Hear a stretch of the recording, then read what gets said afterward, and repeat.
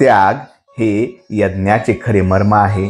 सदाचरणाने राहणाऱ्या माणसाला खर्च कमी लागतो, कारण खऱ्या समाधानाने पोट भरले की अन्नही कमी लागते. मी हे वारंवार सांगतो, कारण सदाचरणाचे नीतिधर्माचे आचरण हा परमात्माच्या इमारतीचा पायाच आहे. पाया भक्कम नसेल तर त्यावरची इमारत जास्त दिवस टिकू शकणार नाही. त्याप्रमाणे नीती जर सांभाळली नाही तर पुढच्या कर्माचा फारसा उपयोग होत नाही. परस्त्री माते समान माना, परद्रव्याची अभिलाषा बाळगू नका आणि परनिंदेला विष्ठा समजून त्याग करा. या 3 गोष्टींना फार सांभाळा. परमार्थाची इमारत या 3 गोष्टीवर उभी करायची आहे. नुसता पाया बांधून ज्याप्रमाणे घरात राहता येत नाही, त्याप्रमाणे पायाशिवाय इमारतही उभी करता येत नाही.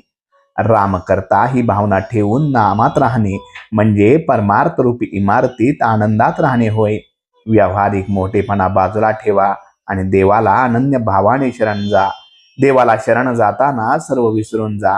समजा एखादा माणूस नाटकात राजाचे काम करीत असला आणि नाटक संपल्यावरही तो घरी येऊन जर राजासारखे वागू लागला तर त्याचा सर्व व्यवहार बिघडून जाईल.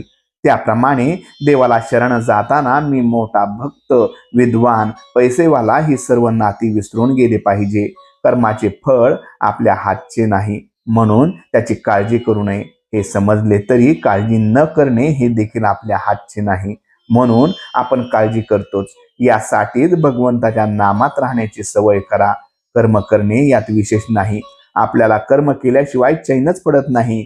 कर्म करा असे गीतेनेच सांगितले आहे, परंतु कर्म केल्याने पाहिजे ते फळ आपल्याला मिळतेच असे नाही. म्हणून भगवंताला स्मरून कर्म करा आणि मग काय काय होते ते पहा. तेच निष्काम कर्म.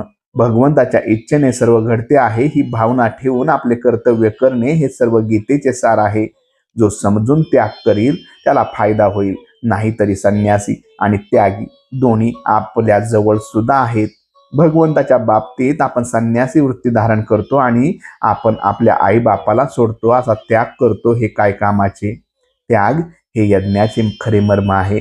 भगवंताच्या प्राप्तीला आड जे येते ते टाकणे म्हणजे यज्ञ करणे होय. या यज्ञामध्ये वासनाची आहुती द्यावी. कोणत्याच गोष्टीबद्दल हवे अगर नको असे वाटणे हेच वासनाची आहुती दिल्याचे लक्षण आहे.